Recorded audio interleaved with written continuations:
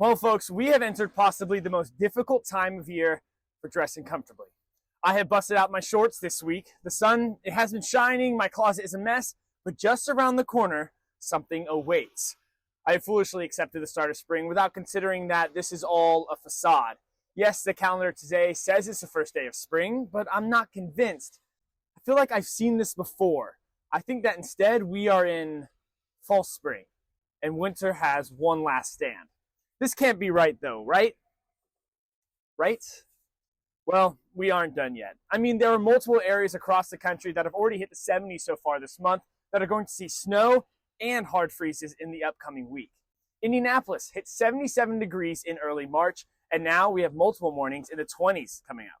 Chicago also hit the 70s multiple times this month, but might see not one, but two winter storms in the next 7 days.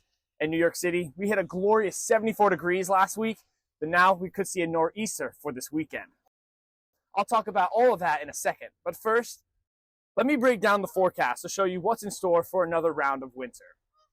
All right, starting with Wednesday. Most of the country will be rather close to normal for March when it comes to temperatures, and it will be dry, outside of lake effect snow for parts of the Northeast and a weak storm system out of Canada. From here, though, things start to get a little bit spicy. Two storm systems will begin their trek across the United States starting on Thursday. The northern storm will move out of the Rockies and into the upper Great Plains on Thursday night, bringing snow into the Midwest once again. On top of that, this storm will begin to bring more frigid air from Canada across the border into the U.S. After the storm passes, Friday, Saturday, and Sunday are looking to be well below average for the Great Plains and Midwest, and eventually for most of the U.S. east of the Rockies. Now for the south, cool morning temperatures to start the week bounce back towards average, but a storm system will bring rain and thunderstorms along the Gulf Coast on Thursday and again on Friday.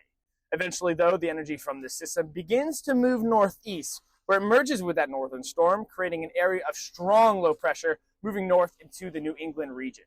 So, as most of the central U.S. receives below average temperatures to end this week, New York City, Boston, and most of the Northeast could see heavy snow, rain, and just overall nasty conditions. So much for the start of spring. This potential nor'easter still has a number of forecasting questions to answer before we can lock it in as a full-on snowstorm for the Northeast megalopolis, but here is the current timing and potential impacts. The low intensifies through the Carolinas and into Virginia on Friday night before hugging the Atlantic coast on its way to Canada through Saturday and into Sunday. The location of the snow will be heavily dependent on the track of the low, with a southern track bringing more snow to the big cities and a northern track pushing the snow to the north and instead heavy rain along the coast. The next few days will be vital in ironing out the details, but I would say at minimum, you should probably keep the jacket and boots at the front of your closet. I will say now that the fall spring definitely won't hit hard for the West Coast. We actually are expecting warm to average conditions to continue through the rest of the week, with our next Pacific storm arriving this weekend, which eventually tracks into the rest of the country next week, which will be welcomed even though it might bring more winter weather to the Great Plains and Midwest because a warm-up will likely follow it. But I'll have more on that later. For now, though, here's a quick recap.